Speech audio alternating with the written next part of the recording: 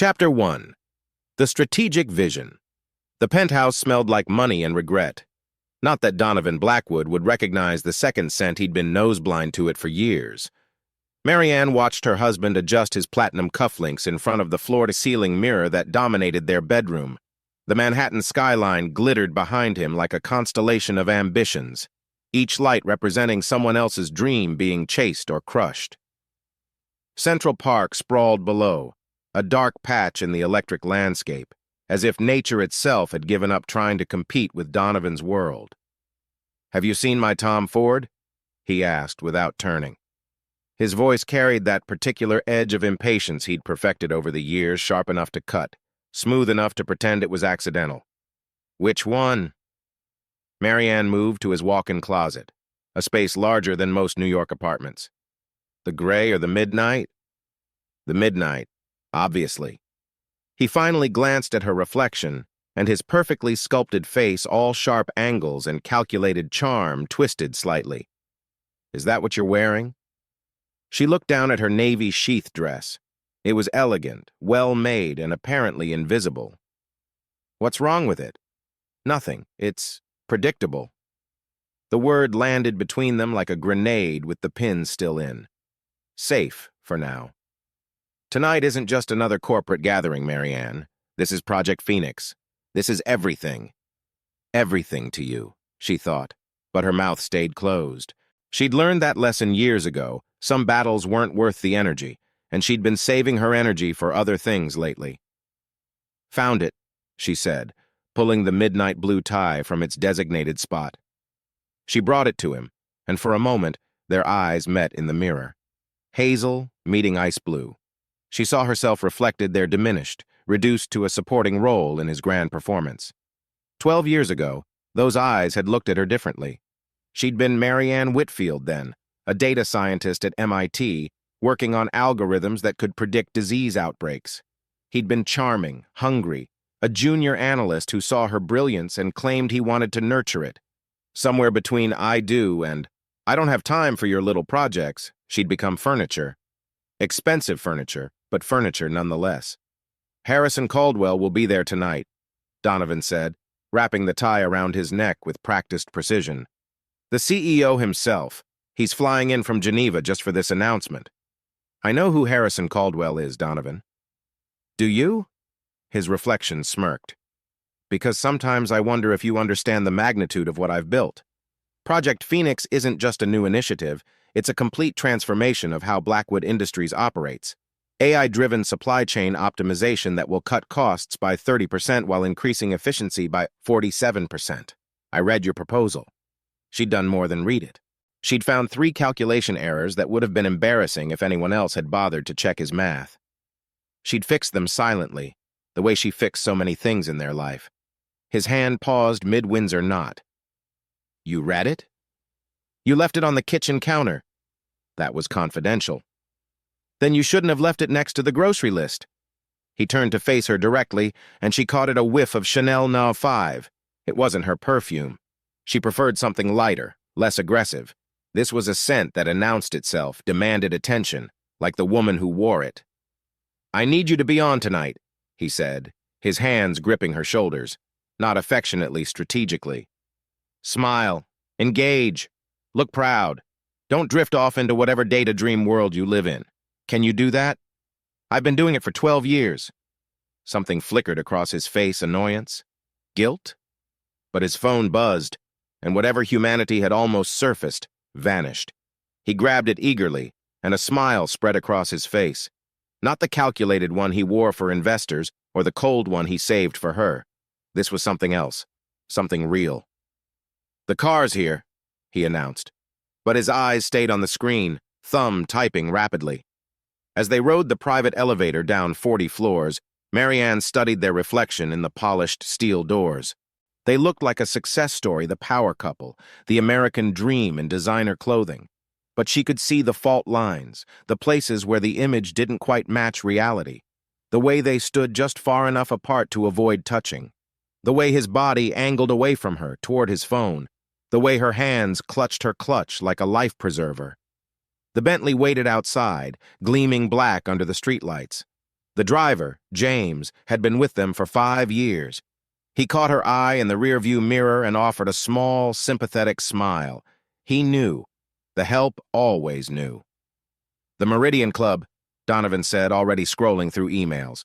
"And James, take Madison. I don't want to deal with construction."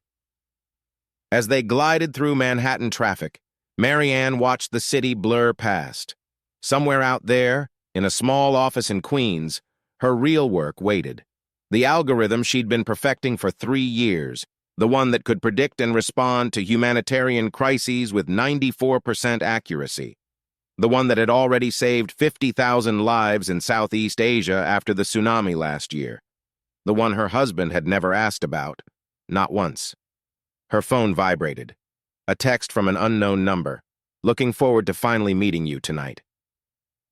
S. She deleted it immediately, but not before Donovan glanced over. "Who's that?" "Spam." He grunted and returned to his phone, where he was typing with the fervor of a man building an empire one text at a time. She caught glimpses of the conversation, lots of "can't wait," and "tonight changes everything" and emoji hearts. Subtle, she thought. Very subtle. The Meridian Club loomed ahead, a Art Deco tower that scraped the sky with elegant arrogance. It was the kind of place where deals that shaped the world were made over whiskey that cost more than most people's rent. The kind of place where wives were accessories and mistresses were investments. "Remember," Donovan said as the car pulled to the curb, "tonight is about the future. My future. Our future." "Funny," Marianne said quietly, "how those two things seem less and less like the same thing." He was already out of the car, striding toward the entrance with the confidence of a man who'd never been told no. She sat for a moment longer, looking up at the building that would, in a few hours, host her husband's greatest triumph, or his most spectacular fall. "Take your time, Mrs. Blackwood," James said softly. "Sometimes it's good to make them wait." She smiled the first real smile all evening. "Thank you, James, but I think I've waited long enough." The night air was cool against her skin as she stepped out, spring trying to assert itself against the lingering winter. She smoothed her predictable navy dress, lifted her chin, and walked toward the golden doors of the Meridian Club. Perfect place for pride to fall, she thought. And for the first time in years, the thought of her husband's pride taking a tumble didn't fill her with dread. It filled her with something else entirely. Hope. Chapter 2. The Meridian Revelation. The Meridian Club was everything Donovan Blackwood aspired to be: impressive, exclusive, and utterly convinced of its own importance. The private elevator whisked them up to the 55th floor in silence as smooth as aged whiskey, and Marianne watched the city shrink below them. Each ascending floor felt like another step away from reality, into the rarefied air where men like her husband made decisions that affected thousands while forgetting the one person who'd stood beside them from the beginning. The doors opened to reveal a world of calculated elegance. Art Deco pillars stretched to the ceiling, wrapped in gold leaf that caught the light from massive crystal chandeliers. The Hudson River glittered through floor-to-ceiling windows, a ribbon of black silk studded with the diamonds of boat lights. It was beautiful in the way a predator was beautiful, sleek, powerful, and utterly without mercy. "Donovan!" A voice boomed across the room. Richard Cromwell, the CFO, approached with his arms spread wide like a bear trap welcoming its prey. "The man of the hour!" And just like that, her husband transformed. The cold, distracted man from the car vanished, replaced by the Donovan Blackwood that had climbed from junior analyst to senior vice president in 8 brutal years. His smile became a weapon, his handshake a statement of dominance. He worked the room like a conductor with an orchestra of egos, each gesture calculated to build his legend. "Richard, you know my wife." Donovan's voice trailed off, already moving to the next conquest. "Of course, Melanie. Lovely to see you again." Richard's eyes skimmed over her like she was part of the furniture. "It's Marianne," she corrected quietly. But he'd already turned back to Donovan, launching into a discussion about quarterly projections. She drifted to the bar, ordering a glass of sparkling water. The bartender, a young woman with kind eyes and an expertly neutral expression, handed it over with a knowing look. Another invisible wife at another visible event. Quite a turnout, a voice said beside her. She turned to find Harrison Caldwell himself, the CEO of Blackwood Industries. At 65, he had the kind of presence that made rooms reorganize themselves around him. Silver hair, sharp gray eyes that missed nothing, and a smile that could be either a blessing or a curse. "Mr. Caldwell," she said, surprised he even knew who she was. "Mrs. Blackwood, or should I say, Miss Whitfield? I believe that's the name on your publications." Her glass paused halfway to her lips. "You know about my work? I make it my business to know about brilliance, wherever it hides." His eyes tracked across the room to where Donovan held court, even when it's hiding in plain sight. Before she could respond, a ripple went through the crowd, the kind of shift that happened when a new predator entered the ecosystem. Marianne turned to see her Scarlet Divine, wrapped in an emerald dress that left nothing to imagination and everything to desire. She moved through the room like silk through fingers, smooth and impossible to grasp. At 29, Scarlet was everything Marianne had been before 12 years of marriage had worn down her edges. Sharp, hungry, and utterly unencumbered by doubt. The new strategy consultant who'd been working very closely with Donovan on Project Phoenix. Very closely. "Ah," Caldwell murmured beside her. "The co-architect arrives." Marianne watched her husband's face light up as Scarlet approached. It was like watching the sun rise if the sun rose for only one person while leaving everyone else in darkness. "Donovan," Scarlet purred, her voice honey over broken glass. "I hope I'm not late." "Perfect timing," he replied, and his hand found the small of her back with a familiarity that spoke volumes. "Everyone, I want you to meet Scarlet Divine. She's been instrumental in developing Project Phoenix. Truly revolutionary thinking." The circle of executives expanded to include her, their eyes lighting with the particular interest reserved for young, beautiful women who might be more than they seemed, or exactly what they seemed, depending on your level of cynicism. "We couldn't have done it without her fresh perspective," Donovan continued, his voice warm with an enthusiasm Marianne hadn't heard directed at her in years. "She brings an energy that's been transformative. Transformative." Marianne tasted the word like wine gone to vinegar. She remembered when he'd used that word about her, back when her algorithms had helped him land his first major client. Now she was predictable, and Scarlet was transformative.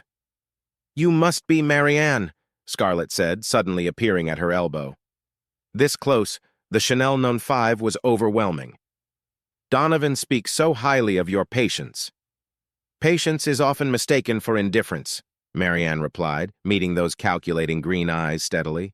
"How philosophical." Scarlet's smile was sharp enough to cut glass. "I suppose when your husband is changing the world, someone has to keep the home fires burning. And someone has to make sure he doesn't burn down the house in the process." A flicker of something surprise? Respect? Crossed Scarlet's face before she laughed, a tinkling sound that drew Donovan's attention like a dog whistle. "Ladies getting acquainted?" He appeared between them, one hand possessively on Scarlet's elbow. "Marianne, Scarlet's been telling me about her ideas for Phase 2. Absolutely brilliant." "I'm sure they are." Marianne watched the way they stood together, bodies angled toward each other like magnets finding their match. The professional intimacy was so obvious it might as well have been announced over the speaker system. "If you'll excuse me, I need to find the powder room." She didn't wait for a response, moving through the crowd with the practiced invisibility of a woman who'd learned to navigate around her husband's ambition. But instead of heading to the restroom, she found a quiet corner near the windows where she could observe without being observed.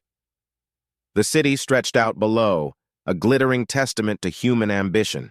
Somewhere down there, in a modest office building, her team was probably still working, running simulations, refining code, saving lives without fanfare or champagne toasts. Real work, meaningful work. Work that Donovan had dismissed as playing with numbers the one time she'd tried to explain it. Hiding already? Caldwell appeared beside her again, 2 glasses of champagne in hand. He offered her one. "Observing," she corrected, accepting the glass but not drinking. "Ah, important distinction." He followed her gaze to where Donovan and Scarlet were deep in conversation, their heads bent together like conspirators. Your husband is about to make a classic mistake. Promoting his mistress? Caldwell's eyebrows rose slightly. You know? I'm invisible, Mr. Caldwell, not blind. Harrison, please. And you're far from invisible. Just ask the 50,000 people whose lives you saved in Jakarta. She turned to stare at him. How do you... I sit on the board of the Global Relief Foundation. We've been following your work with great interest. That algorithm of yours, it's not just revolutionary, it's miraculous. It's just math, she said automatically, the response she'd trained herself to give. So was Einstein's theory of relativity. Just math that changed how we understand the universe. He sipped his champagne thoughtfully. Tell me, does your husband know he's married to someone who's been shortlisted for the Nobel Peace Prize? The glass slipped in her hand, champagne sloshing dangerously. That's not public information. No, it's not. But I have friends in Stockholm. They're very excited about your work. He paused, watching Donovan laugh at something Scarlett said. I wonder what he'll think when he finds out. He won't care, Marianne said quietly. It's not his kind of success. No, Harrison agreed. It's not. His kind of success is loud, immediate, and ultimately forgettable. Yours is quiet, profound, and will echo through generations. He checked his watch. Speaking of loud and immediate, I believe it's time for the announcement. Shall we? They moved toward the small stage that had been set up at the far end of the room. Marianne found herself a spot near the back, her usual position at these events. Close enough to be seen if anyone bothered to look, far enough to escape if needed. She watched Donovan take his position near the front, Scarlett at his side like a new accessory he couldn't wait to show off. The lights dimmed slightly, conversation fading to an expectant hush. This was it, his moment of triumph. The culmination of everything he'd worked for, sacrificed for, betrayed for. Marianne touched her phone in her pocket, feeling the weight of the email she'd received that morning. The one from Stockholm, the one that confirmed what Harrison had just revealed, the one that would change everything if she let it. But not yet. First, she would watch her husband claim his hollow victory. She would let him have his moment in the sun, because she had learned something in 12 years of marriage to Donovan Blackwood. The higher someone climbed, the more spectacular their fall. And gravity, unlike patience, was not something that could be mistaken for indifference. Chapter 3. The Phoenix Rising. Harrison Caldwell commanded the stage with the quiet authority of a man who'd never needed to raise his voice to be heard. The conversations died like flames deprived of oxygen, the room's attention focusing on him with laser precision. Even the waitstaff froze mid-motion, champagne flutes suspended like golden question marks. Good evening, he began, his voice carrying easily through the space. Tonight, we celebrate not just success, but transformation. Not just profit, but progress. Marianne watched her husband straighten, his chest puffing with anticipated glory. Beside him, Scarlett adjusted her posture, ensuring her best angle faced the crowd. They looked like actors waiting for their cue, which, she supposed, they were. Project Phoenix, Caldwell continued, represents the future of Blackwood Industries. An AI-driven supply chain optimization system that will revolutionize how we operate, cutting costs by 30% while increasing efficiency by 47%. 47.3%, Marianne corrected mentally, if my corrections held. The visionary behind this transformation, Caldwell's eyes found Donovan, is someone who has shown remarkable dedication to innovation. Donovan Blackwood, would you join me? Donovan ascended the stage like Caesar entering Rome, his smile bright enough to power the chandelier. He shook Caldwell's hand with the perfect amount of firmness, not too eager, not too casual, the consummate performer. Thank you, Harrison, Donovan began, his voice rich with false humility. Project Phoenix isn't just my vision, it's our vision, a testament to what we can achieve when we dare to disrupt traditional models. He launched into his prepared speech, each word polished to a high sheen. He spoke of innovation and synergy, of paradigm shifts and market disruption, corporate poetry that meant everything and nothing, depending on your stake in the game. Of course, he said, his voice softening to suggest genuine emotion. None of this would be possible without support. My wife, Mary Ann, has been a steadying presence at home, allowing me to focus on building this future. The pause before steadying was microscopic, but Mary Ann caught it. She was scenery in his success story, mentioned out of obligation rather than gratitude. A few polite heads turned her way, offering the kind of smiles reserved for CEOs' wives and other decorative objects. But, Donovan continued, and his whole demeanor shifted, I must also acknowledge someone whose contribution has been invaluable, someone who brought fresh eyes and revolutionary thinking to Project Phoenix. Scarlett Devine, would you join me up here? The invitation was unprecedented. Consultants didn't share the stage during executive announcements. The murmur that rippled through the crowd confirmed it. This was not normal protocol. Scarlett glided to the stage with practiced grace, her emerald dress catching the light like scales on a serpent. She took her position beside Donovan, close enough that their shoulders nearly touched. The visual was unmistakable, the king and his chosen successor, if not in title, then in everything else that mattered. Scarlett has been more than a consultant, Donovan said, his voice warm with an intimacy that should have been reserved for private rooms. She's been a true partner in every sense. Her insights on Phase 2 will take Phoenix from revolutionary to evolutionary. She represents the future we're building, bold, brilliant, and unafraid to challenge the status quo. He raised his glass. To the future we're building together. The toast was a declaration of war disguised as a celebration. Everyone in the room understood the subtext. Mary Ann watched the faces around her shift from polite interest to barely concealed fascination. Nothing drew a crowd like public humiliation served with expensive champagne. Together, the room echoed, glasses rising like salutes at an execution. But Harrison Caldwell didn't drink. Instead, he set his glass down and returned to the microphone, a small smile playing at his lips. If I may, he said mildly, I'd like to add something. Donovan's smile flickered. This wasn't part of the script. Beside him, Scarlett's perfectly composed face showed the first crack of uncertainty. We talk a lot about innovation in this room, Caldwell continued, about disruption and transformation. But I find myself thinking about the difference between innovation that serves shareholders and innovation that serves humanity. The room had gone completely still. Even the Hudson River beyond the windows seemed to pause its flow. 6 months ago, a Category 5 tsunami hit the coast of Jakarta. Within hours, an algorithm predicted not just the immediate impact, but the disease patterns that would follow. It identified which villages would be hit hardest by cholera, which water supplies would be contaminated, where medical supplies needed to be prepositioned. Mary Ann's heart began to pound. She pressed herself against the pillar, wishing she could disappear entirely.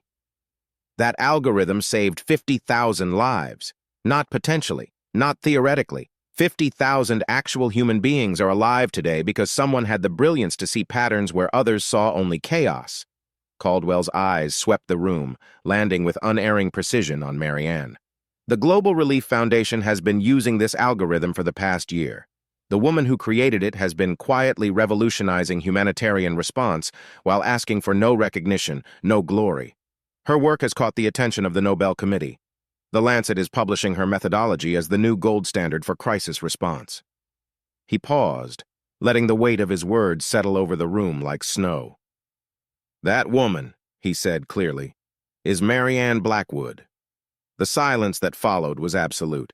It was the silence of a record scratch, of a play where someone had forgotten their lines, of a world tilting off its axis. While we celebrate corporate innovation, Caldwell continued, his voice gentle but implacable, real innovation, the kind that will be remembered long after our quarterly reports are dust, is happening quietly, humbly, and without fanfare. So I would like to propose a different toast. He raised his glass, and his eyes found Mary Ann again. There was something in them, respect, admiration, and perhaps a hint of satisfied vengeance. To Mary Ann Blackwood, whose quiet brilliance has saved more lives than our prophets ever will, to the woman who saw the butterfly effect in human suffering and found a way to change the weather, to innovation that matters. The response was immediate and overwhelming. The room erupted in applause, not the polite, obligatory clapping that had followed Donovan's speech, but something real and raw. People turned, searching for her, their faces alight with genuine admiration. Marianne stood frozen, her back pressed against the pillar. She could see Donovan on stage, his face cycling through emotions like a slot machine: confusion, disbelief, rage, and finally, a kind of blank horror as he realized what had just happened. His Phoenix had just been reduced to a corporate efficiency program. His moment of triumph had become a footnote to his wife's humanitarian revolution. His mistress, standing beside him in her emerald glory, now looked less like the future and more like a desperate grab at relevance. Scarlett's mask had slipped entirely. She stared at Marianne with naked shock, her mind visibly recalculating. She'd attached herself to what she thought was a rising star, only to discover she'd been orbiting a dim bulb, while the real sun had been hidden behind clouds. "Marianne!" someone called out. "Speech! Give us a speech!" She shook her head, but the crowd was insistent. Hands pushed her gently forward, voices encouraging. She caught Harrison's eye as she passed, and he gave her the slightest nod of encouragement. She climbed the steps on unsteady legs, hyper-aware of her predictable navy dress, her sensible heels, her everything that had been dismissed and diminished for so long. The stage lights were blinding after the shadow of her pillar. Donovan stood frozen, his prepared smile twisted into something unrecognizable. Scarlett had taken a step back, distancing herself from the disaster. Only Harrison seemed calm, stepping aside to give her the microphone. She began, then stopped. The room waited, hundreds of eyes fixed on her with an attention she'd never sought but suddenly commanded. "I don't make speeches. I work with numbers, patterns, probabilities." Her voice grew stronger, finding its footing in familiar territory. 6 months ago, those patterns showed me that 15,000 children would die in Jakarta. Not from the wave, from what came after. From diseases that spread in dirty water, from medicine that couldn't reach them in time, from chaos that could have been ordered. She looked directly at her husband for the first time all evening. "My husband is right. Innovation is about seeing the future, but perhaps we differ on which future is worth building." The applause that followed was deafening. She handed the microphone back to Harrison and walked off the stage, her spine straight and her head high. The crowd parted for her like the Red Sea, faces beaming with admiration and respect. She didn't look back to see Donovan's world collapsing in real time. She didn't need to. The Phoenix had risen all right. It just wasn't the one he'd expected. Chapter 4. The Shattered Glass. The aftermath of revelation rippled through the Meridian Club like a stone dropped in still water. Where before Marianne had been invisible, now she was magnetic. The same people who'd looked through her an hour ago suddenly couldn't get close enough. "Marianne, darling," the woman she'd mentally dubbed Mrs. Botox, actually Vivian Marsh, wife of a hedge fund titan, materialized at her elbow with predatory grace. "The Nobel Prize? How thrilling. You simply must tell me everything." "There's nothing confirmed," Marianne began, but she was already being swept into a circle of executives' wives, their diamonds glittering like warning lights. "Don't be modest," another woman gushed. 50,000 lives! It's like something out of a movie." "More like a spreadsheet," Marianne said dryly, but they laughed as if she'd made the wittiest observation in the world. Across the room, she could see Donovan still on stage, looking like a man who'd just discovered his winning lottery ticket was counterfeit. Scarlett had vanished into the crowd, her emerald dress no longer a banner of victory but a flag of retreat. Mrs. Blackwood. Harrison Caldwell appeared at her shoulder, smooth as smoke. "A word?" He guided her away from the fawning circle to a quieter alcove near the windows.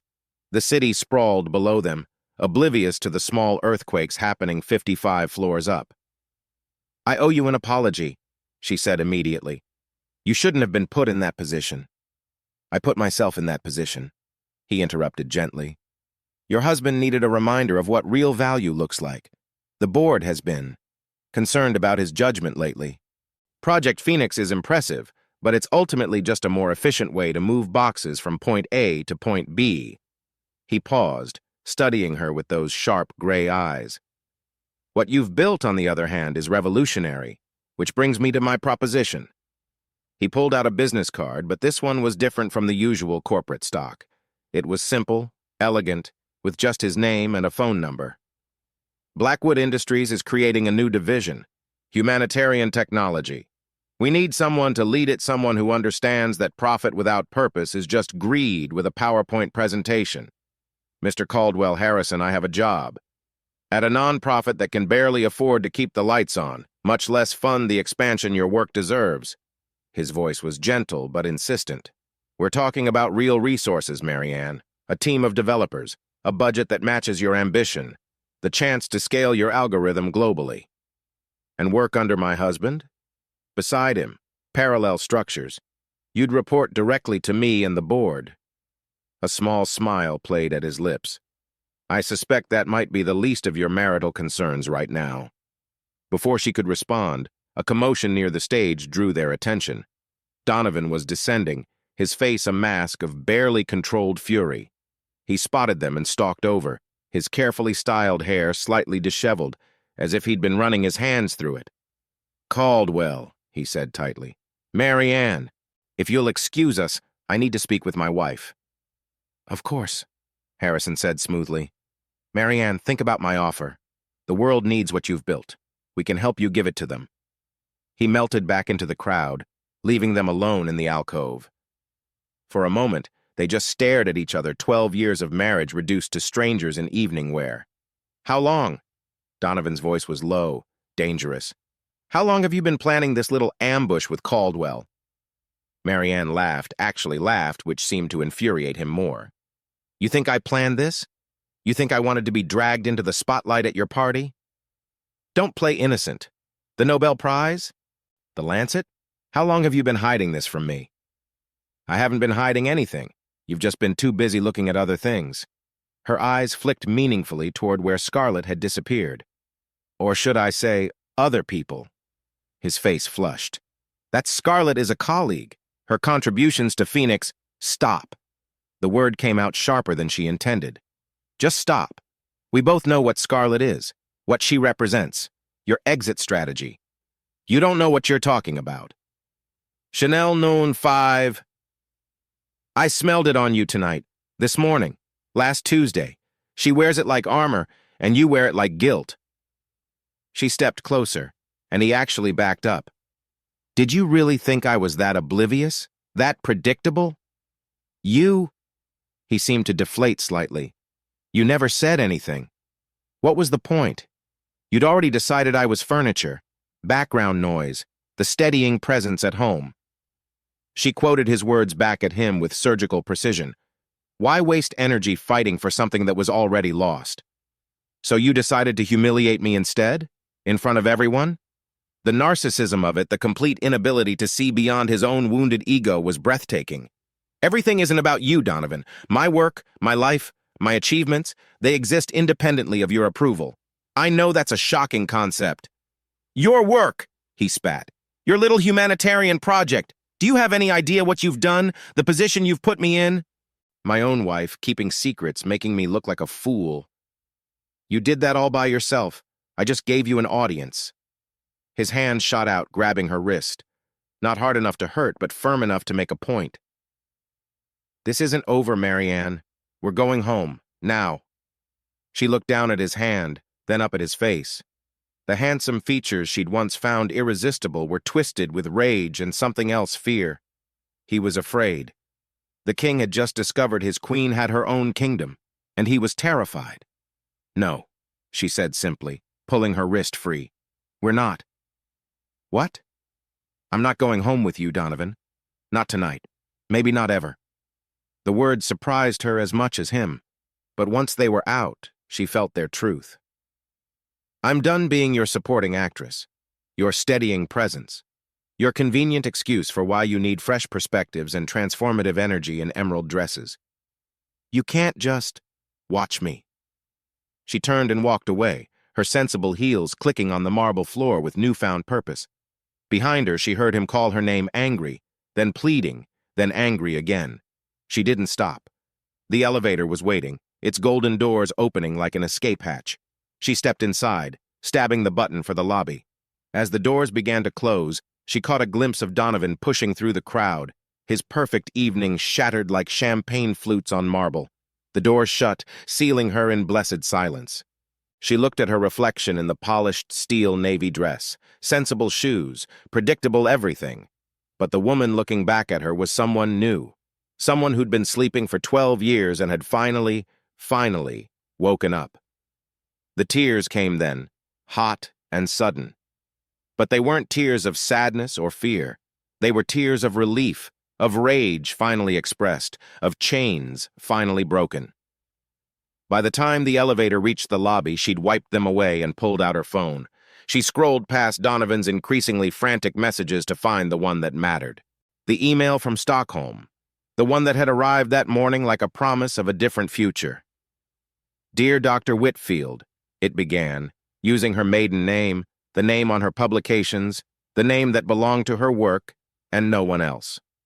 She smiled, tucked the phone away, and walked out into the New York night. The air was cool and full of possibility. Somewhere high above, her husband was probably still raging, still trying to salvage his ruined evening.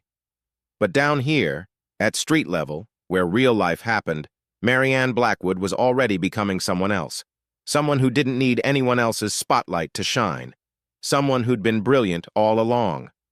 Chapter 5. New Horizons. The St. Regis Hotel suite was everything the Park Avenue penthouse wasn't: warm where that had been cold, welcoming where that had been forbidding. Marianne stood at the window, watching the sun rise over Central Park, painting the reservoir gold. She'd been up all night, but she felt more awake than she had in years. Her phone buzzed incessantly on the nightstand, 17 missed calls from Donovan, 43 text messages ranging from fury to bargaining to threats, and back to fury.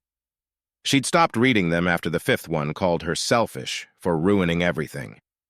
The man's capacity for self-delusion was almost admirable. A soft knock at the door interrupted her thoughts. Room service with the breakfast. She'd ordered eggs Benedict and strong coffee. The waiter set up the tray by the window, and she tipped him generously with cash she'd withdrawn from her personal account, the one Donovan didn't know about, the one funded by consulting work he'd dismissed as hobby money. As she ate, she opened her laptop and pulled up her real life, the work that existed beyond Donovan's shadow. Her inbox was flooded. Word of last night had already spread through her professional network. Colleagues from Jakarta, researchers from the WHO, data scientists from around the world, all reaching out with congratulations and disbelief that she'd kept such a low profile. One email stood out, marked with Harrison Caldwell's corporate signature. She clicked it open. "Marianne, I hope you'll forgive the intrusion into your morning, but I wanted to ensure my offer didn't get lost in last night's dramatics. The Humanitarian Technology Division isn't just a corporate initiative, it's a chance to fundamentally change how businesses approach global responsibility. You'd have full autonomy, a team of 30 developers, and an annual budget of $50 million to start. Equity participation included. More importantly, you'd have the platform to scale your work to every corner of the globe where it's needed. The board meets Monday. I'd like to present you as our candidate. No pressure, but the world is literally waiting. Best, Harrison P.S. Your husband has called an emergency meeting for this morning. I suspect it won't go the way he expects." She set down her coffee cup, her mind racing. $50 million, a team, global reach. It was everything she'd dreamed of when she'd first started developing the algorithm in that cramped office in Queens, surviving on ramen and determination. Her phone rang not Donovan this time, but Justine Chen, a law school friend who'd become one of Manhattan's most feared divorce attorneys. "Marianne, I just heard—" Justine's voice was crisp, professional, with an undercurrent of genuine concern. "Are you all right?" "Better than all right." Marianne surprised herself with the truth of it. "I think I need your services. I cleared my morning. Can you come by at 10? I'll be there." Meanwhile, across town in the Blackwood Industries Tower, Donovan was discovering what happened when you confused fear for respect and compliance for loyalty. The conference room was full, but the energy was all wrong. Board members who usually hung on his every word were studying their phones. His direct reports avoided eye contact. Even his assistant, who'd always been deferentially devoted, had a new coolness in her efficiency. "As you all know," Donovan began, trying to project confidence he didn't feel. Last night's announcement was a great success. Project Phoenix is moving forward as planned. Is it? Richard Cromwell interrupted. The CFO who'd glad-handed him 12 hours ago now looked like an auditor who'd found irregularities. Because I've been running the numbers, Donovan. The efficiency gains you're projecting, they assume a level of AI integration that would require significant infrastructure investment. Investment you didn't include in your budget projections. The budget can be adjusted. By how much? 20%? 30%? Because that's what we're looking at. Meanwhile, your wife's humanitarian division, that's not confirmed, Donovan said quickly. Isn't it? This from board member Patricia Wong. Harrison seemed quite confident, and given the PR value alone of having a potential Nobel laureate leading a humanitarian initiative. She's not a Nobel laureate, Donovan snapped. Yet, Patricia countered coolly. But the committee's shortlist was leaked this morning. She's on it, alongside Malala Yousafzai and Greta Thunberg. Rather impressive company for someone you introduced as merely a steadying presence at home. The room fell silent. Donovan felt the walls closing in, the careful architecture of his ambition developing crucial cracks. Where's Miss Devine? Harrison Caldwell's voice cut through the silence as he entered the room. I understood she was instrumental to Project Phoenix. Surely she should be here to defend the project she co-architected. She's been reassigned, Donovan managed. Has she? How curious. My assistant tells me she's requested a transfer to the Singapore office, effective immediately. Harrison took his seat at the head of the table. It seems your co-architect is abandoning the project. Not exactly a vote of confidence. Donovan's phone, face up on the table, lit up with a message. He glimpsed it before turning it over, but not before several board members saw Scarlett's name and the words, "Need to talk about last night." The meeting devolved from there. Questions about Project Phoenix's real ROI, concerns about the budget, pointed observations about the optics of promoting a strategic initiative focused solely on cost-cutting, while the CEO's wife was literally saving lives. By the time Donovan stumbled out of the conference room 2 hours later, Project Phoenix wasn't dead, it was in intensive care, and the prognosis wasn't good. His phone rang. His lawyer. Don, we need to talk. Your wife has retained Justine Chen. The name hit him like ice water. Everyone knew Justine Chen. She was the one you hired when you wanted to leave a marriage with everything but your spouse's dental fillings. That's not possible. Marianne doesn't know anyone like that. Apparently she does. And Chen's already filed for a preliminary financial disclosure order. Don, is there anything in your finances I should know about? Any irregularities? Donovan thought about the consulting fees he'd been paying Scarlett's firm. The trips to Miami and Vegas charged to the company, the creative accounting that had funded his escape plan. I need to call you back, he said, ending the call. He stood in his corner office, the one with the view he'd sacrificed everything to achieve, and watched the city move below him. Somewhere out there, his wife was rebuilding her life without him. His mistress was fleeing to Singapore. His career-defining project was on life support. He'd had everything, the king of his universe. Now, he was discovering what every deposed king learns too late. When you build your throne on other people's backs, you shouldn't be surprised when they stand up. Chapter 6. The Unraveling. The Tribeca loft was a revelation. Where the Park Avenue penthouse had been all sharp angles and cold marble, this space breathed with warmth and possibility. Exposed brick walls caught the afternoon light, and large windows framed a view of the Hudson that felt more honest than the aerial view from Donovan's tower. It's perfect, Marianne said, running her hand along the restored wooden beam that crossed the living room ceiling. 3-month lease to start, the real estate agent said, but the owner's open to longer terms. She's an artist, spending a year in Paris. Said she wanted someone who'd appreciate the space. Marianne signed the papers without hesitation. It wasn't just an apartment. It was a declaration. She was done living in spaces designed to impress others. This was a home chosen for joy. Her brother Wyatt arrived 2 hours later with boxes and bubble wrap, his Tesla double-parked with hazards flashing. At 32, he ran a sustainable tech startup and had the kind of easy confidence that came from building something meaningful from scratch. Finally, he said, wrapping her in a bear hug. I've been waiting 12 years for you to remember who you are.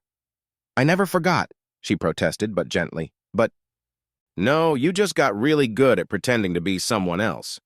He started unpacking books from a box, her real books, the ones about data science and humanitarian economics that had been relegated to a back closet in the penthouse. When Becca heard, she actually cheered, like literally stood up in the middle of a meeting and cheered. Becca arrived an hour later with wine and Thai food, her prosecutor's instincts immediately cataloging the space's potential.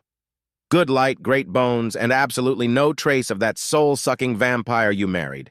I approve. They sat on the floor, eating pad Thai from containers and drinking wine from coffee mugs, and for the first time in years, Marianne laughed without calculating how it would sound. So, Becca said, pointing a chopstick at her, Harrison Caldwell. That was some chess move, having him drop that bomb. I didn't plan it, Marianne insisted. I had no idea he even knew about my work. That's what makes it even better, Wyatt chimed in. Donovan got outplayed by reality. His own boss recognized what he'd been too blind to see. Speaking of Donovan, Becca's expression turned serious. Justine called. The forensic accountants found some interesting things. Marianne set down her wine. Define interesting. He's been paying consulting fees to a company called Divine Strategies, LLC. 3 guesses who owns it. Scarlett, Wyatt said flatly. Bingo. But here's the kicker: the payment started 6 months ago, but the company was only incorporated 3 months ago.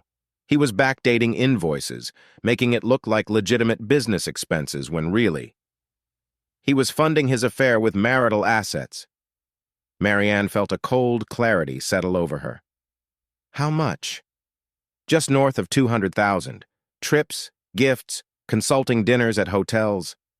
Becca's smile was sharp. Justine's going to have a field day with this. The next morning, Marianne walked into Blackwood Industries wearing a cream-colored suit she'd bought that morning. Nothing from her old wardrobe felt right anymore. The security guard did a double-take, then smiled warmly.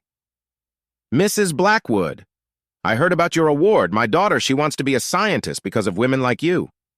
She chatted with him for 5 minutes, learning his daughter was 12 and loved math.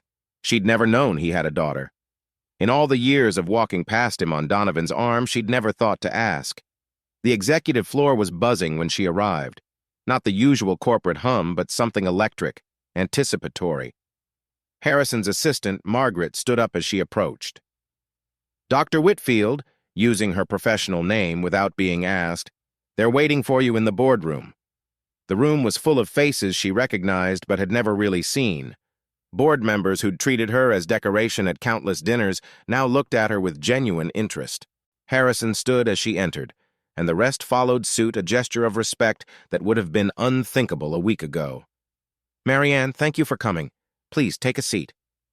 She sat at the table where she'd never been welcome, facing people who'd never noticed her and felt perfectly at home. We've reviewed your proposal, Patricia Wong began. The scope is ambitious. The problems are ambitious, Marianne replied. They require ambitious solutions. Your budget projections, Richard Cromwell started, are conservative. The Gates Foundation has already committed to matching 20% of whatever we invest. The MacArthur Foundation is interested. We're not just spending money, we're leveraging it. For the next hour, she fielded questions with the quiet confidence of someone who'd spent years preparing for a moment she'd never expected to come. She talked about scale and impact, about algorithms that could predict famine before it happened, about turning corporate resources into global good. When she finished, the vote was unanimous. Congratulations, Director Blackwood, Harrison said, then paused. Or do you prefer Dr. Whitfield? Whitfield, she said without hesitation. Marianne Whitfield. As she left the building, her building now, in a way it had never been when she was just Donovan's wife, her phone buzzed with a text from an unknown number. Heard about your new position. Congratulations. For what it's worth, I didn't know he was married when it started. By the time I found out, I was too ambitious to care. I'm sorry. Marianne stared at the message for a moment, then deleted it. Scarlett Devine wasn't her problem anymore.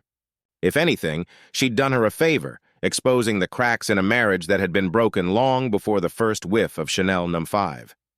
That evening, the news broke in the financial press. Blackwood Industries creates humanitarian tech division, taps Nobel nominee to lead. The article mentioned Project Phoenix only in passing, as a parallel initiative focused on operational efficiency. In his empty penthouse, Donovan read the headlines with a bottle of whiskey for company. His phone, which used to ring constantly with congratulations and opportunities, had been silent all day except for his lawyer's increasingly urgent calls about the divine strategies problem. He poured another drink and stared at the city lights, trying to find the moment when it all went wrong. But the truth was there wasn't a moment. It was 1,000 small betrayals, 1,000,000 tiny dismissals, a marriage eroded by his own blind ambition. Somewhere across the city, in a warm loft filled with laughter and possibility, his wife was building a new life, and for the first time in 12 years, she wasn't thinking about him at all. Chapter 7. Transformation. 6 months. That's all it had taken for Marianne Whitfield to become the woman she'd always been meant to be. The Humanitarian Tech Division occupied the entire 42nd floor of Blackwood Industries, its open-plan design a stark contrast to the executive floor's traditional layout. The space hummed with purpose developers coding at standing desks, data scientists debating over whiteboards covered in equations, project managers coordinating with field offices in 12 time zones.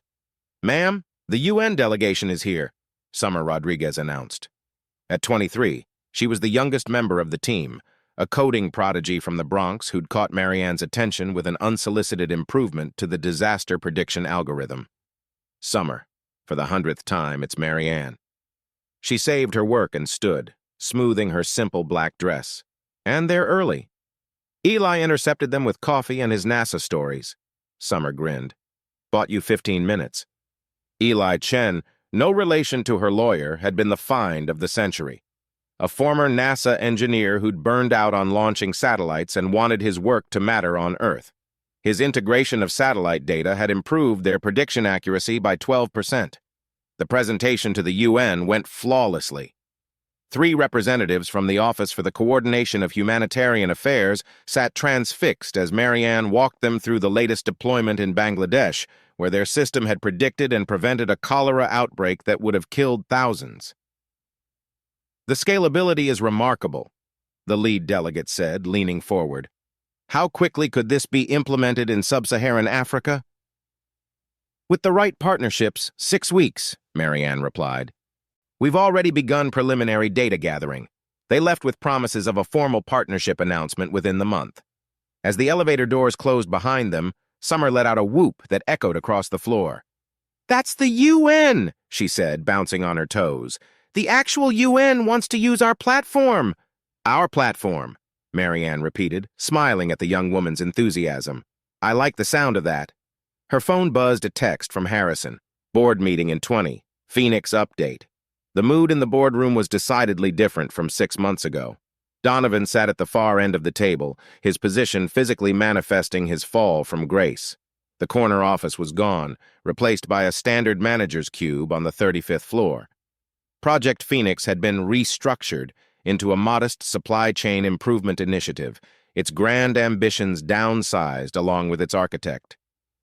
"Revenue impact from the Humanitarian Tech Division," Richard Cromwell was saying as she entered. "Marianne, perfect timing. Could you share the Q3 projections?" She took her seat closer to the head of the table now and pulled up her presentation. "The Gates Foundation partnership alone brings in $30 million in matched funding. The UN contract, once finalized, will add another $50 million. But the real value is in the Corporate Reputation Index." She clicked to the next slide. Since launching the division, Blackwood Industries' ESG rating has jumped 40 points. "We're now ranked 3rd globally for corporate social responsibility, up from 47th. That translates to approximately $200 million in increased investment from ESG-focused funds." "In other words," Patricia Wong said, looking pointedly at Donovan, "the Humanitarian Division has brought in more value in 6 months than Project Phoenix projected for its first 2 years. Donovan's jaw tightened, but he said nothing. What could he say?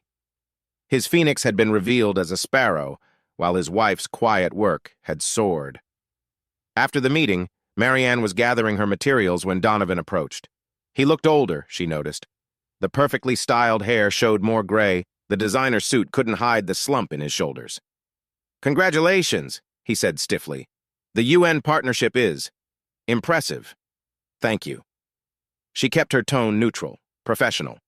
The divorce had been finalized 2 months ago, a clean break that left her with more than she'd expected and him with less than he'd thought he deserved. "I heard about the Nobel announcement ceremony. Stockholm in December. It's just the ceremony for being shortlisted. The actual prize won't be announced until next year." Still, he paused, seeming to struggle with words. I suppose I should have paid more attention. It was the closest he'd come to an apology, but Marianne found she didn't need it anymore. "We paid attention to different things, Donovan. That's all." She left him standing there, a man diminished by his own choices, and returned to her floor where real work waited. That evening, she met Harrison for their monthly mentorship dinner at a quiet restaurant overlooking the river. These dinners had become a cornerstone of her new life, part strategy session, part philosophy discussion, always enriching. "The Times wants to do a profile," he said over their appetizers. "From trophy wife to tech titan, the Marianne Whitfield story." She winced. Terrible headline. Agreed, but the story itself could be powerful. Show other women in similar situations that there's life after being underestimated. "I'll think about it," she said, meaning it. 6 months ago, the attention would have terrified her. Now she understood that visibility could be a tool for change. "There's something else," Harrison said, his tone shifting. "Scarlett Devine has applied for a position with our Singapore office." Marianne set down her fork. And I wanted your thoughts.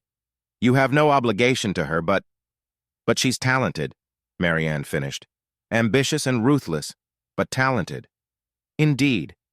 She thought about it, remembering the woman who'd tried to erase her, who'd been complicit in her humiliation. Then she thought about second chances, about growth, about the difference between justice and revenge. "Singapore's far enough away," she said finally, "and everyone deserves a chance to choose better." Harrison smiled. "That's remarkably generous." "No," Marianne corrected. "It's practical. Holding on to anger takes energy I'd rather spend on things that matter." Later, alone in her Tribeca loft, she stood at the window watching boats drift down the Hudson.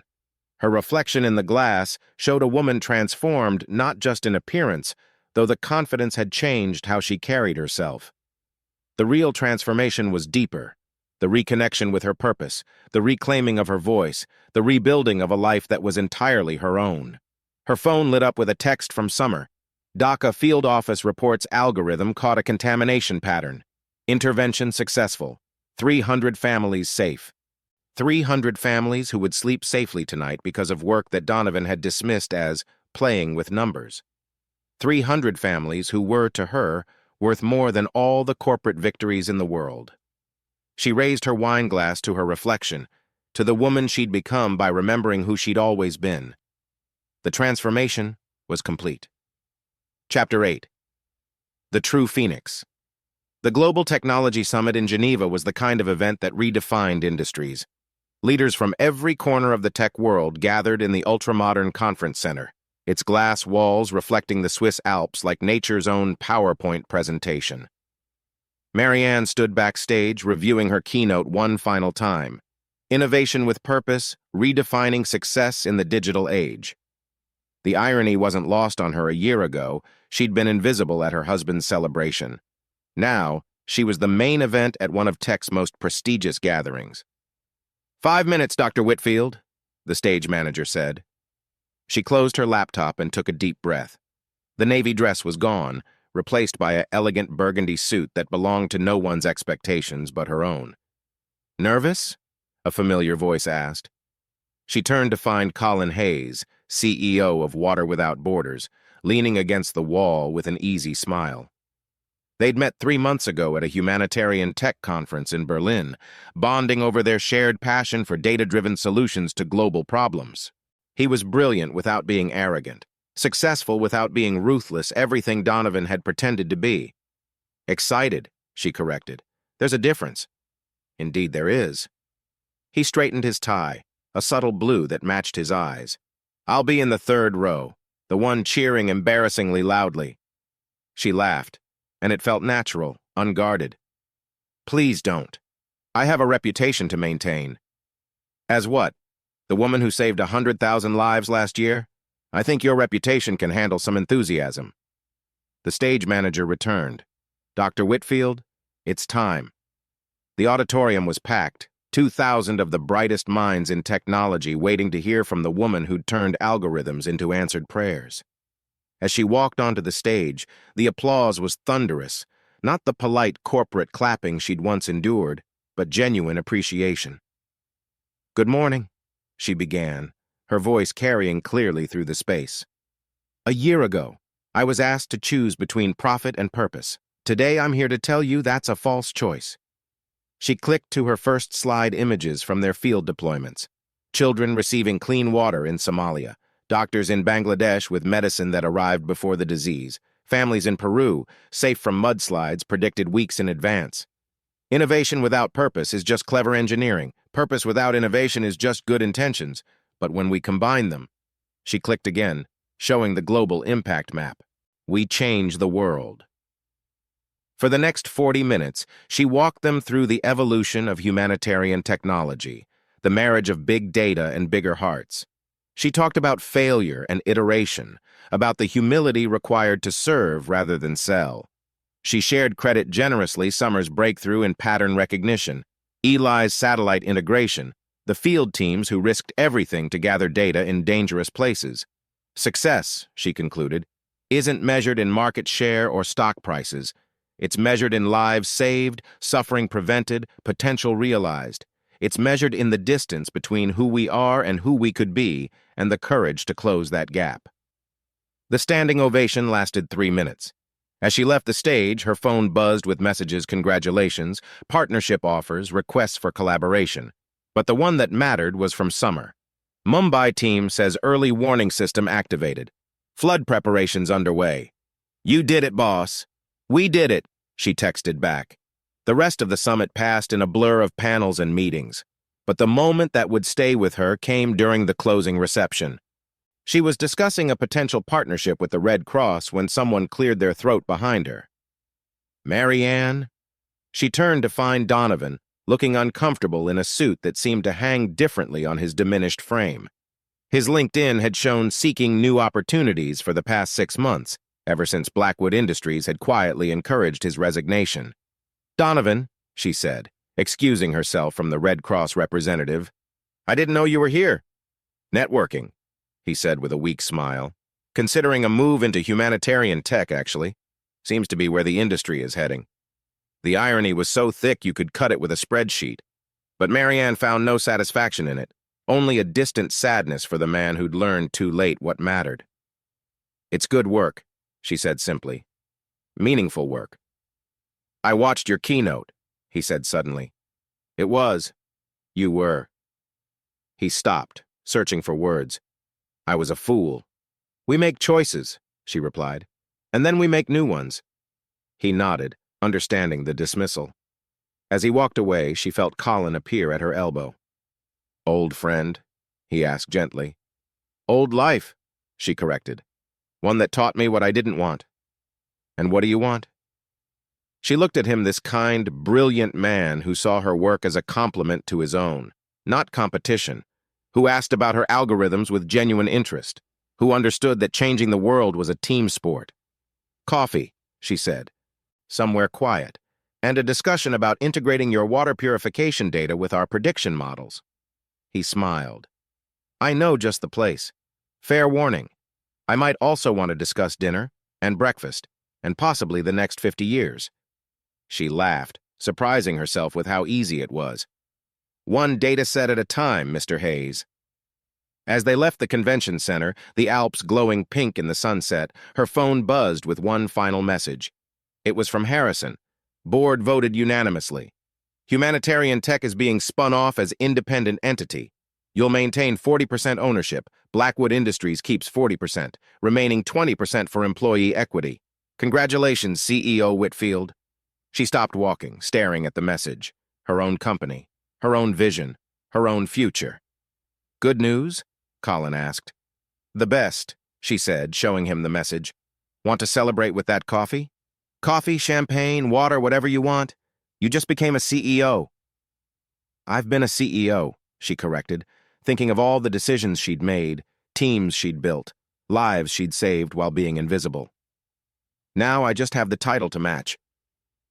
They walked through the Geneva streets, talking about data and dreams, about algorithms and ambition. Not the hollow ambition that had driven Donovan to destroy everything he'd claimed to love, but the kind that built rather than consumed. Later, in a small cafe overlooking Lake Geneva, as Colin sketched integration possibilities on a napkin, and she laughed at his terrible handwriting, Marianne thought about phoenixes, the mythical bird that rose from ashes, reborn and renewed. Donovan had named his project Phoenix, but he'd misunderstood the metaphor. A phoenix didn't rise because it wanted to fly higher than other birds. It rose because it had no choice, because staying in the ashes meant death. She'd been the real phoenix all along, not rising from destruction she'd caused, but from destruction done to her. Not reborn through ambition, but through purpose.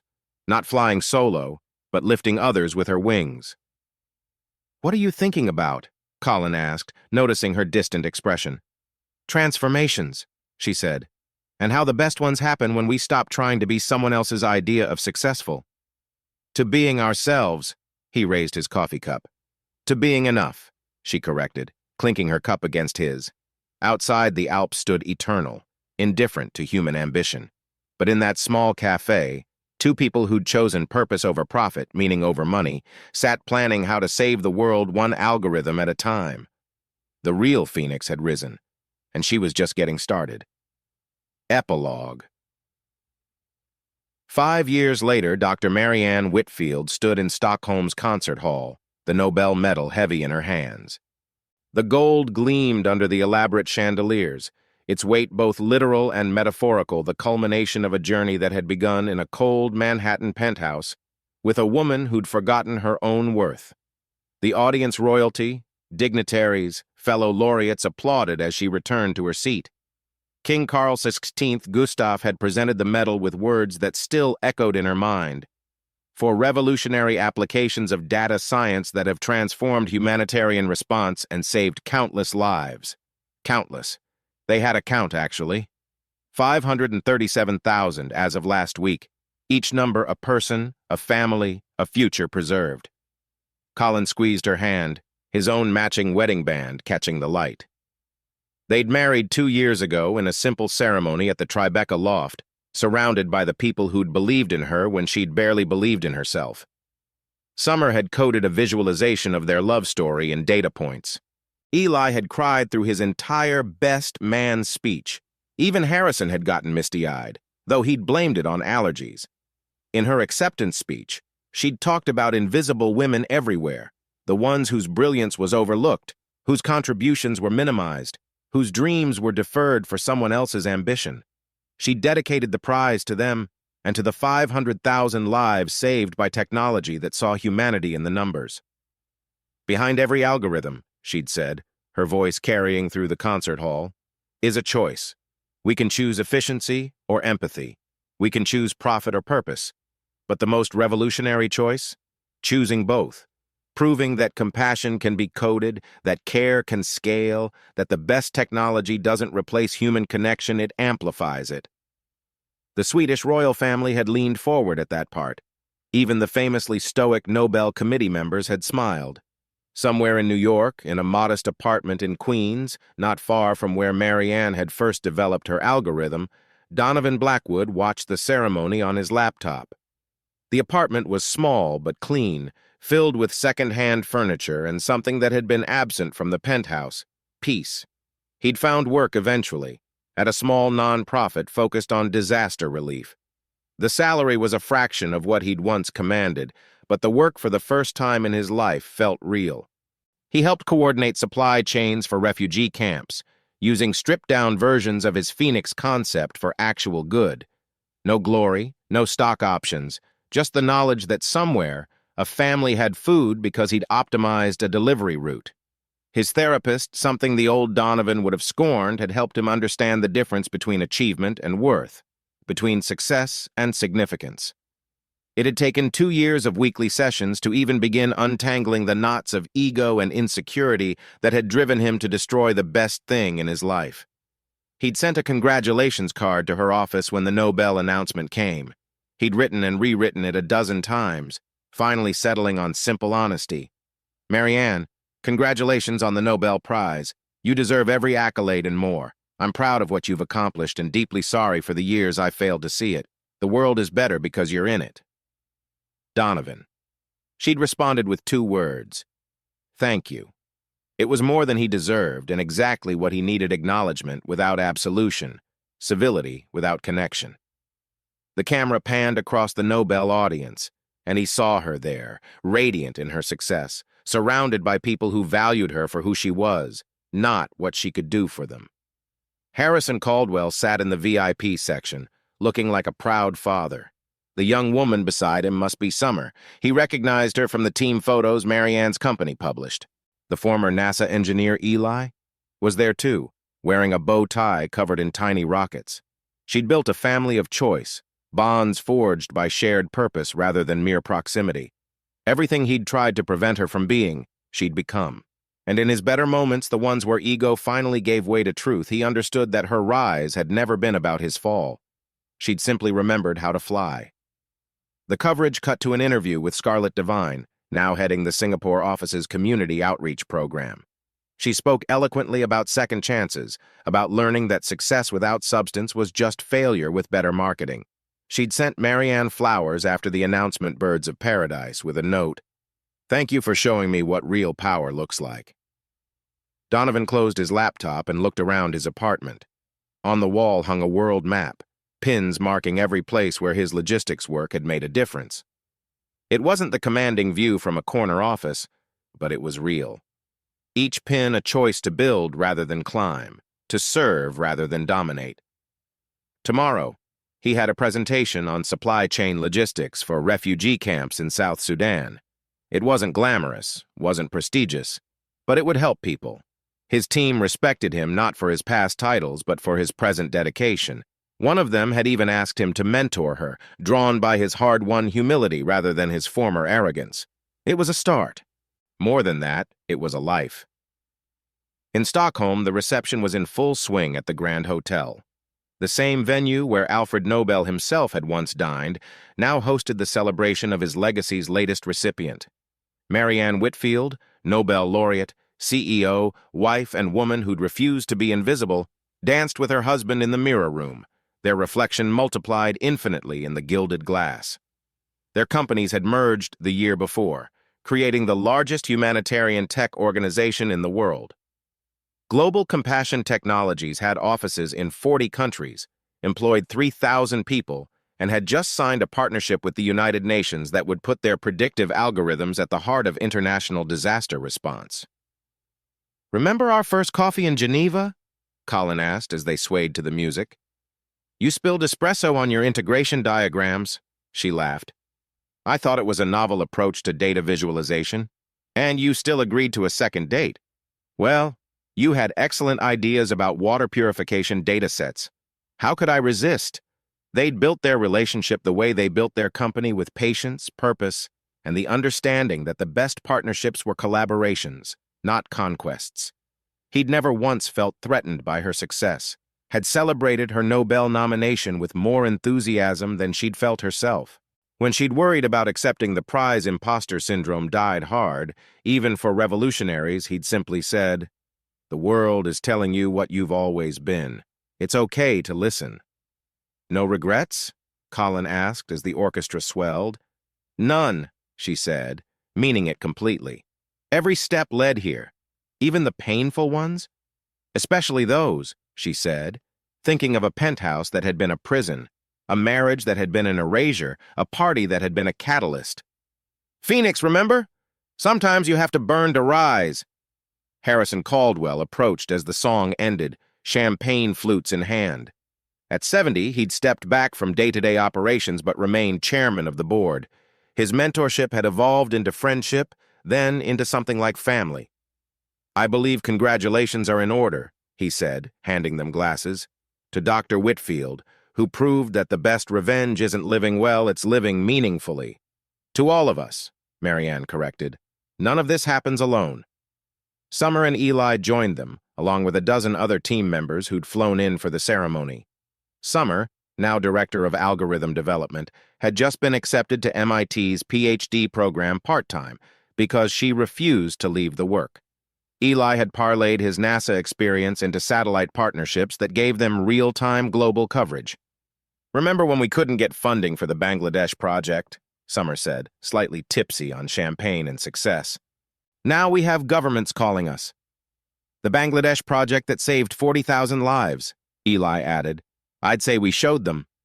As the night wore on, Marianne found herself on the balcony, looking out over Stockholm's old town. The December air was crisp, carrying the scent of snow and possibility.